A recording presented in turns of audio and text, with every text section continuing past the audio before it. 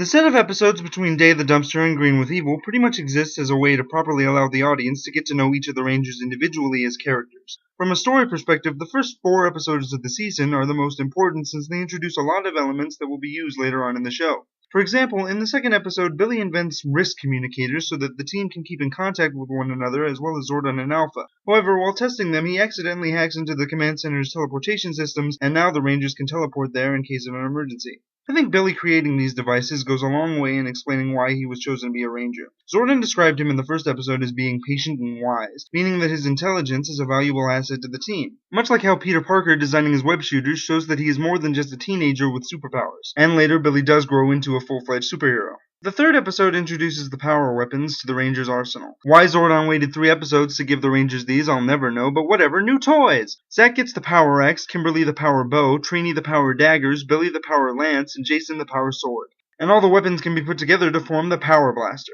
The 4th episode has Jason go through a confidence issue and is everything that I wanted Stranger Ranger to be in Megaforce.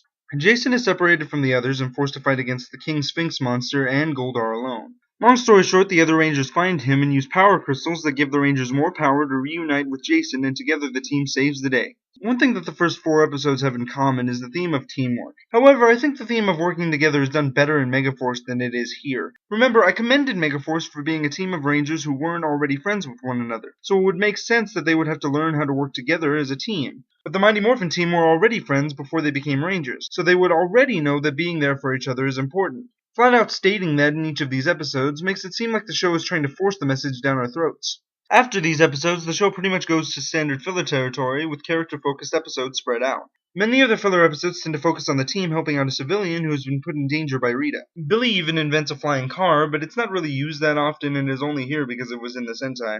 The first 2 episodes that do this show Kimberly's characterization as a kind and caring person who will do anything to protect those in trouble. She is also the type of person that will not take crap from anyone and will stand on her own if the situation calls for it. Trini has similar characteristics that are in 2 other filler episodes, For Whom the Bell Trolls and No Clowning Around. The Troll one, while in my opinion is the worst episode of the season because most of it is just a dream, but before that we see Trini's love for her troll doll that was passed down to her, and in No Clowning Around she has to save her cousin from a creepy clown. Both of these episodes show that Trini is very proud of her heritage and sees her family as most important, which considering that the Power Rangers are basically a family is a very good trait.